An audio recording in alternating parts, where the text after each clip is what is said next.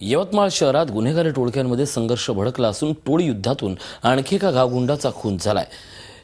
उमरसरा परिसरात गुन्हेगारी पार्श्वभूमीच्या विकास धुमाळ्याचा पूर्व वैमनस्यातून निर्घुण खून झालाय। यामुळे परिसरात दहशत पसरली आहे। विकास धुमाळच्या नावावर जबरी चोरी, दरोडा, मारहाणीचे अनेक गुन्हे होते।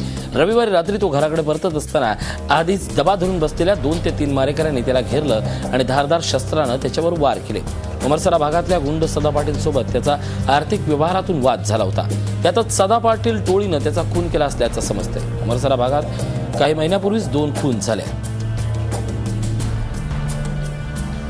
जबरी चोरी आणि बॉडी ऑफेन्स यातील गुन्हेगार आहे आणि कालचा जो इन्सिडेंट झालेला आहे त्यामध्ये त्याच्याच बाजूला राहणारा साधू पाटील आणि त्याचे 2 ते 3 साथीदार यांनी त्याच्या पूर्व भांडणातून त्याचं काल मर्डर केलेलं आहे।